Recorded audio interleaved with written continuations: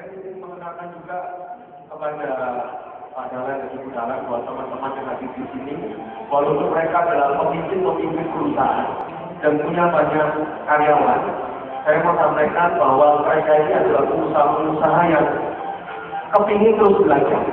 Mereka ini selalu mengatakan bahwa investasi layar ke atas jauh lebih baik, ya, daripada layar ke bawah. Boleh kalau diizinkan pada sedikit berbagi sesuatu apa kira-kira yang bisa kita ambil Pak dalam malam ini. Saya sambil terus makan aja, karena makannya agak cepat, jadi tidak sampai pada daging ngambil lagi.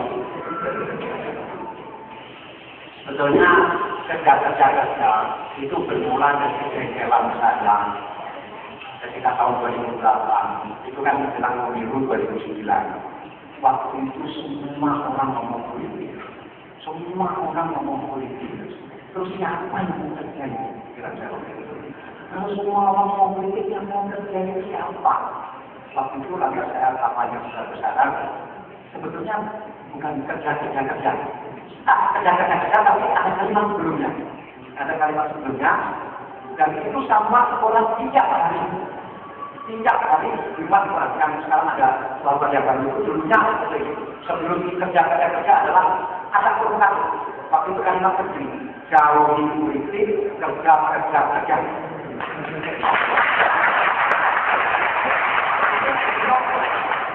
Melawan supaya jangan semua orang politik. Semua orang politik terus yang terjadi apa? Negara ini tidak selesai dengan politik. Ya, begitulah itu. 1 tahun penuh mulai 1 Januari sampai 30 Desember tiap hari sama bulan yang sangat berdekat jauh politik kerja. Nah, sekarang soal besar. Saya mau terjun politik.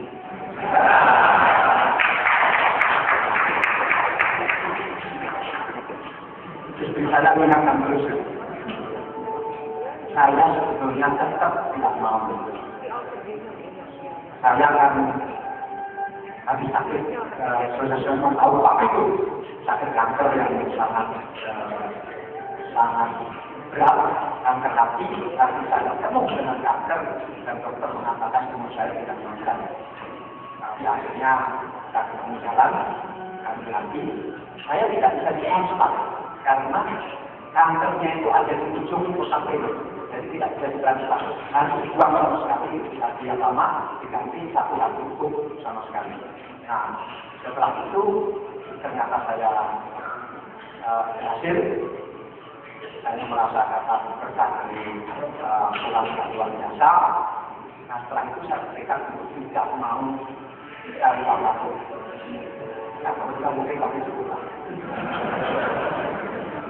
Karena itu, selama saya sakit 2 tahun, saya banyak di Tiongkok, pulang pergi perusahaan, karena saya waktu itu umurnya baru 28 tahun.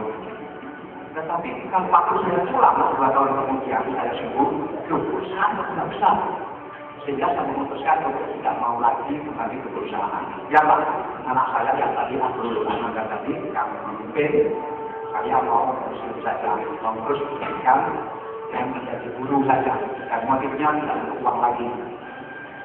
Setelah 2 tahun saya tidak ke kantor, tidak ikut mikir perusahaan. Kemudian Pak SBY mengira saya ini pengangguran. Terus saya diminta ke Jakarta untuk menjadi direktur utama PLN dulu. Saya menolak. Saya 4 alasan saya menolak. 1 persatu digugurkan oleh Pak SBY. Alasan pertama saya baru sakit.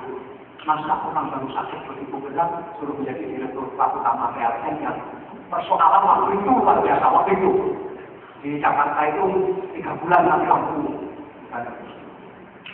Tapi Pak SBY bilang, ya kan sekarang sehat. Coba tanya dokter boleh nggak? Saya kembali ke Tiongkok, di sana diperiksa selama 1 minggu. Setelah 1 minggu, dokternya bilang, Pak Dahlan sehat sekali. Secara beliau mengatakan Pak Dahlan lebih sehat dari dokter yang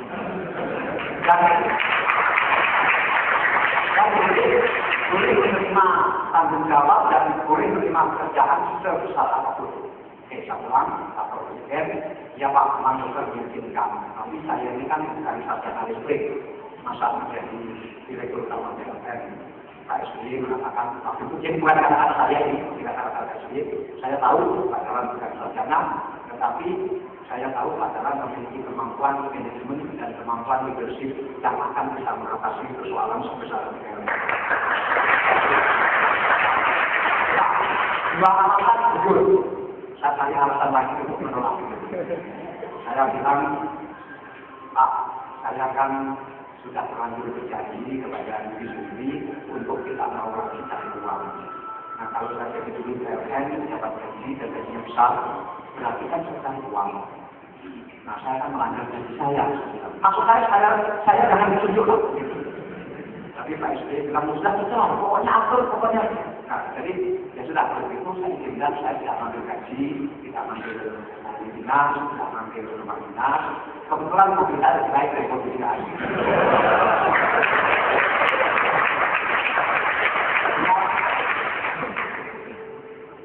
Sehingga kalau saya tidak ambil gaji waktu di BUMN dan jadi menteri sekarang itu bukan karena menjaga, tidak mau sok pahlawan tidak. Karena saya sudah berhasil berjanji kepada diri sendiri untuk tidak mau lagi cari uang. Nah, sudah. Kakak, saya masih punya alasan satu lagi untuk menolak. Yaitu, biasanya saya ditunjuk jadi direktur, tapi direktur yang lain itu ditunjuk oleh direktur yang lain. Misalnya direktur keuangan, biasanya ditunjuk di keuangan. Nanti direktur apa ditunjuk di SDM, direktur apa ditunjuk di BUMN. Nah, saya nggak mau. Pak, kalau memang saya jadi di BUMN, saya mau seluruh direktur saya yang tunjuk. Saya tidak mau menjadi direktur utama, tetapi direktur-direktur yang lain loyal kepada orang-orang yang di luar sana. Saya tidak mau. Maksud saya, ini sudah tawaran terakhir. Mudah-mudahan ditolak. Karena tidak ada dalam sejarah Jakarta direktur utama menentukan direktur-direktur yang lain. Tidak ada. Seumur hidup. Kita menentukan juga. Kita menentukan.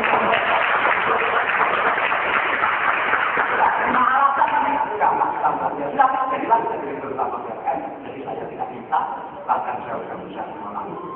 Saya masih punya permintaan satu lagi, bahwa saya tidak mau 5 tahun dan berkaitan 5 tahun. Saya tidak mau juga. Nah, maunya berapa? Saya mau 3 tahun saja. Setelah itu saya ingin kembali jadi orang bebas. Karena jadi pengusaha swasta itu sebebas ke manusia. Saya sebenarnya ini bos besar Lorena yang memaki-maki siapa saja dia bisa.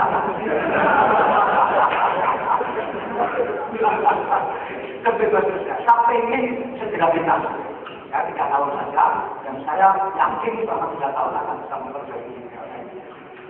Meskipun waktu itu kesannya penuh dengan korupsi, listrik mati di seluruh Jawa dan di mana-mana. Akhirnya 3 tahun saya harus bisa memperbaiki ini. Kedah. Belum 2 tahun, belum 3 tahun, bahkan belum 2 tahun, baru 22 bulan, kami panggilan ke istana, diminta ikut ibu aja. Saya sudah menolak. Bukan saja Pak, terima kasih saya jadikan menteri. Saya juga menolak.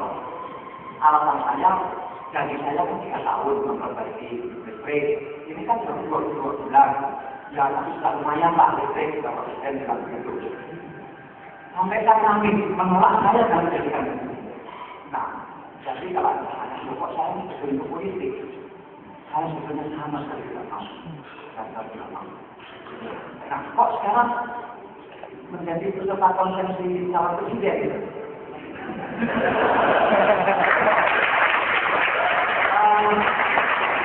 Sama, ceritanya sudah sama.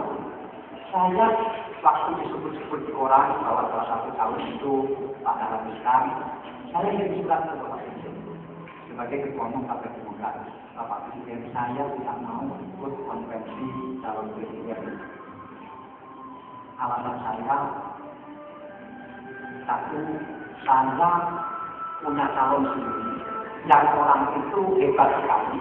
Saya kagumi, lebih muda dari saya, ya kaya raya.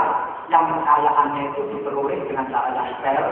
saya tidak pernah mendengar dia itu misalnya Ricky atau menipu temannya sama pengusaha atau mengalir temannya atau ini istilahnya mungkin capupin itu tidak pernah. Nah, saya kasih pada dia dan saya minta kepada beliau Pak harus menyalonkan diri sebagai presiden. Nanti Indonesia akan maju kalau presidennya dari pengusaha. Dan saya akan dukung. Beliau ternyata tak mau. Dan saya tahu Bapak Presiden juga minta beliau supaya ikut mencalonkan. Tapi beliau tidak mau. Beliau masih bilang Pak yang harus maju. Kita perlu presiden yang ngerti dunia usaha. Kalau begitu terus sudah tak macam-macam. Saya bilang saya tak paham, saya dimarahin terus. Ngapain? Jadi saya tak pernah begini. Panggil saya apa? Apa? Kok jadi PLN, jadi menteri, mau cari apa? Itu saya jual. Bahkan kalau itu saya lagi nonton TV, kemudian di TV itu ada berita pejabat kepala KPK. Jadi saya panggil saya. Apa? Sini, siap ini. Kalau saya nggak mau, dia bekerja. Iya, nanti kamu jadi orang pemerintah ditangkap seperti dia. Jadi saya cari apa? Sekarang sudah cukup, cucu sudah lucu-lucu, lalu saya. Nah, saya sudah mencoba menolak, jadi mencoba menolak, menolak, tapi kalau presiden memerintahkan kan partai negara harus. Nah, ternyata pengusaha besar yang saya minta mencalonkan dia betul tidak mau. Alasannya begini, Pak saya ini perusahaan saya sedang tumbuh besar-besarnya. Anak saya masih SMA, anak saya belum bisa diberi perusahaan. Beda dengan Pak Tanah, Asrul kan sudah tinggal di perusahaan, bisa tinggal. Saya belum bisa. Utang saya selama hidup siapa yang mau bayar? Terus saya istilah kepada Bapak Presiden, Pak, kalau Bapak itu mau, maka saya tidak akan mau mendaftar sebagai peserta presiden. Atau kalau Bapak tidak perintahkan, saya juga tidak mau. Jadi meskipun orang itu tidak mencalonkan, tapi kalau presiden tidak memerintahkan, saya juga tidak mau. Memangnya enak apa sih presiden? Iya, begitu maki-maki presiden. Mana yang enggak? Ini dulu saya tahu itu bisa 12 kali itu. Sekarang mau ke Tiongkok tak berani. Dulu tiap bulan ke Tiongkok. Sekarang mau keluar negeri itu tak berani. Dulu kita ke Amerika, ke Eropa naik first class. Sekarang tak berani naik first class.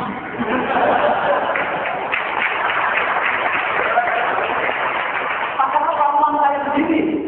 Jadi sekarang jadi menteri pun kalau keluar negeri, saya satu waktu sendiri. Satu kali saja yang salah, tak saya salah sehingga dibayar kantor sekali. Jadi selama ini berarti dibayar sendiri. Coba apa yang ada di sini? Mau naik kelas sungkan, mau beri pulang menteri sungkan, udahlah, jangan saya nggak. Tapi jadi ketika dibuka pendaftaran, saya tidak nonton. Baru 2 hari sebelum penutupan, Bapak Presiden memerintahkan saya supaya saya harus mendaftar.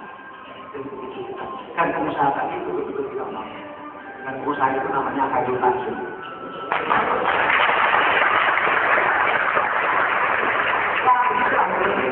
Saya tidak tahu langsung apakah saya diberi panjang umur itu memang takdirnya harus begini.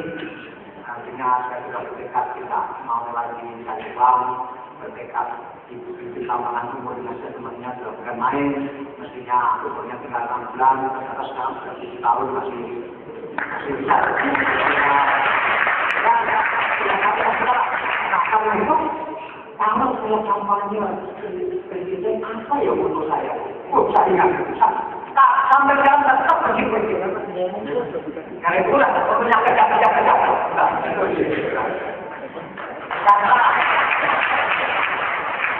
Banyak hal yang boleh tahu, banyak hal yang hanya bisa diselesaikan dengan kerja. Misalnya, bagaimana atas politik seluruh Indonesia. misalnya konsep-konsep, misalnya nanti tidak bisa, harus tetap ada yang kerja. Misalnya bagaimana mengenai BBM, teorinya tergantung dari gas BBM, kalau nggak ada yang kerja masalah. Dan betul-betul nggak ada. Semua itu harus betul. Misalnya pemberantasan korupsi. Kalau bisa juga keadaan terjadi. Tapi siapa yang mau ngerjain dokumen tender yang detailnya kayak itu kalimat dan negara? Ada. Nanti dokumen tender dan pengadaan itu harus bagaimana? Dan itu hanya bisa dilakukan oleh orang yang tersebut. Misalnya sekarang, pengusaha yang membayar gaji buruhnya baik, jadi korban juga. Terus apa bedanya gaji buruhnya baik dan tidak baik? Kalau yang gaji baik pun sudah jadi korban. Ini tidak boleh lagi. Pengusaha yang sudah memperlakukan karyawan yang baik, memikirkan pendidikannya, memikirkan ekonominya, harus dijaga sepenuhnya. Saya bayangkan nanti bahwa pengusaha-pengusaha yang sudah memperlakukan karyawan yang baik, saya harus tahu siapa saja yang harus tahu.